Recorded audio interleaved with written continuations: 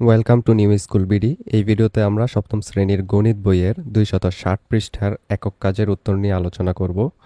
এখানে বলা হয়েছে উপরের পাইচিত্রগুলো দেখে ওই ক্লাসের শিক্ষার্থীদের বিষয়ে কি কি জানতে পারলে তা 5 থেকে 10 লাইনের মধ্যে নিচের ফাঁকা ঘরে লেখো।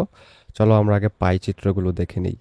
এই পাইচিত্রের মধ্যে প্রথমটাতে আমরা দেখতে পাইতেছি যে অর্ধেক লাল দাড়ি অর্ধেক হলুদ দাড়ি, যেখানে বলা হয়েছে 50% বালক এবং 50% বালিকা। এটা বলা হয়েছে তোমার ক্লাসে বালক এবং বালিকার সংখ্যা, অর্থাৎ আমার ক্লাসের বা তোমার ক্লাসের।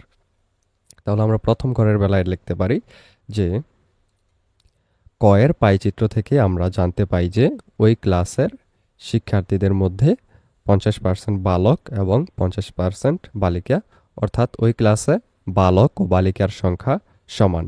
এরপর যদি খ নাম্বারে দেখো তাহলে দেখতে পাবো যে স্কুলে যাওয়া আসার ক্ষেত্রে শিক্ষার্থীরা যা যা ব্যবহার করে তার মধ্যে 20% হলো হাঁটা, অর্থাৎ শুধুমাত্র 20 জন ছাত্রছাত্রী হেঁটে স্কুলে আসা যায় এবং বাকি 40% করে 80% কেউ বাস বা গাড়িতে এবং কেউ সাইকেলে করে যায়। সেটাই আমরা এখানে লিখে দেব।